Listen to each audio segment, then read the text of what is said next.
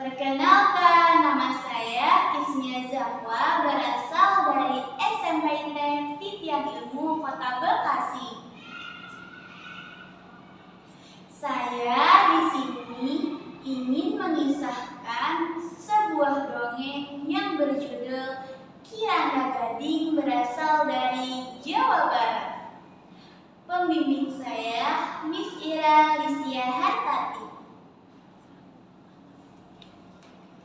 Pada zaman dahulu, di saat kota Tasik masih berupa daya, yang artinya kota Sukapura, hiduplah seorang bernama Kirangga Gading. Ia dikenal sebagai orang yang sangat sakti.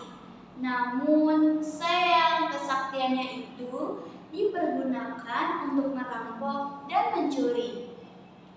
Kirangga Gading tidak pernah tertangkap karena ia bisa mengubah tubuhnya menjadi binatang, pohon, batu, atau air. Pada suatu hari, Kirangga Gading mencuri kerbau sebanyak 5 ekor. Pencurian itu sengaja dilakukannya pada siang hari untuk pamer kesaktian. Warga sekampung pun beramai-ramai memburunya. Dengan ketinggian ilmu Kirangga Gading, ia mengubah kaki-kaki kerbau menjadi terbalik, sehingga jejak tapak kaki kerbau berlawanan arah. Warga yang mengikuti jejak itu tertipu. Mereka semakin menjauh dari kerbau itu. Warga memutuskan mengejar ke pasar, sebab Kirangga Gading pasti akan menjual kerbau itu ke pasar. Tetapi dasar Kirangga Gading, ia mengubah tanduk kerbau yang tadinya melengkung ke atas menjadi ke bawah. Kulit kerbaunya yang tadinya hitam diubah menjadi putih. Maka selamatlah ia dari kejaran massa dan polisi negara yang akan menangkapnya. Tersiar kabar di Karangtunggal terdapat tanah rawa. Tanah itu mengandung emas. Lahan itu dijaga oleh polisi negara dan tua-tua kampung agar tidak diganggu. Mendengar kabar itu, Kirangga Gading jadi tergiur ingin memilikinya. Ia segera naik ke atas pohon kelapa. Setelah sampai di atas, dibacoknya pelepah kelapa yang diinjaknya. Dengan ilmunya, pelepah itu terbang melayang menuju Karangtunggal. Wush!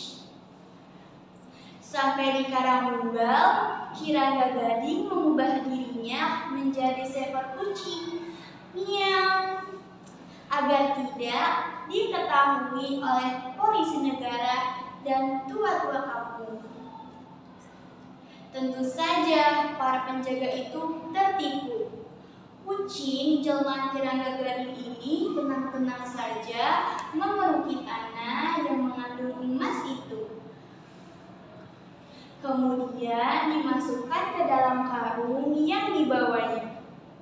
Setelah karungnya terisi penuh, Kirangga Gading segera terbang menggunakan pelepah yang tadi ditungganginya menuju ke tempat kampung persembunyiannya.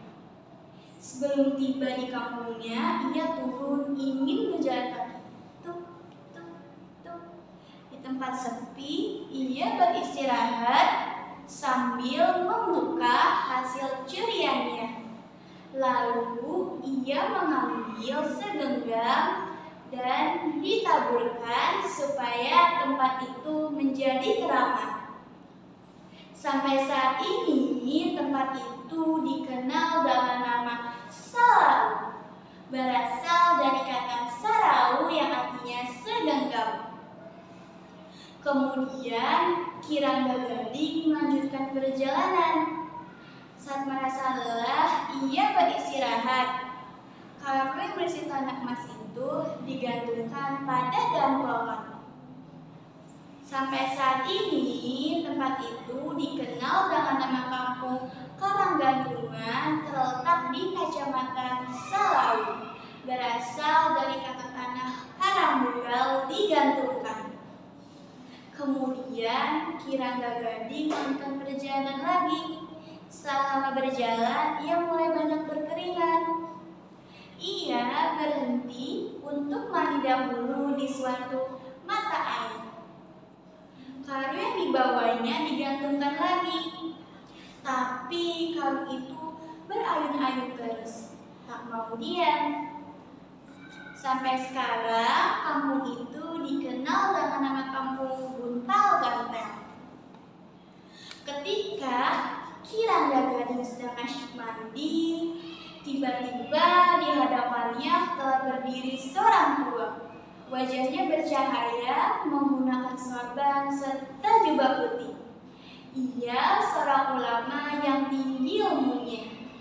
Sambil tersenyum, orang tua itu berkata, "Sedang apa Rangga Gading? Tiduran di atas tanah sambil telanjang, seperti anak kecil saja."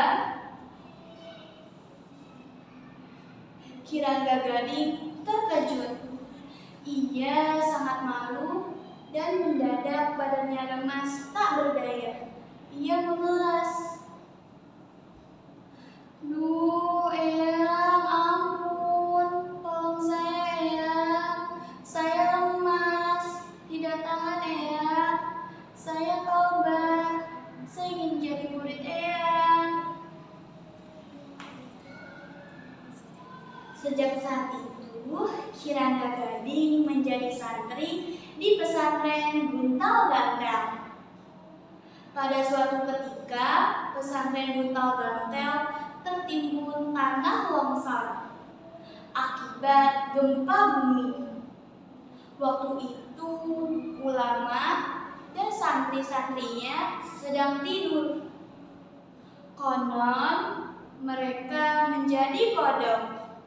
Sebab saat itu tempat tersebut sangat angker dan dinamakan Bangkok Karang, yang berasal dari kata tanah dibawa dari karang dan loba bangkong yang artinya banyak kata. Sampai saat ini Bangkok Karang dan Buntal Gantel masih ada, tetapi hanya berupa tumpukan pasir di tengah sawah yang luas.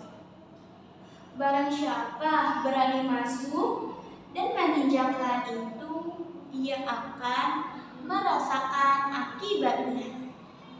Bila ada burung terbang melintasi lahan itu, ia akan jatuh dan mati seketika.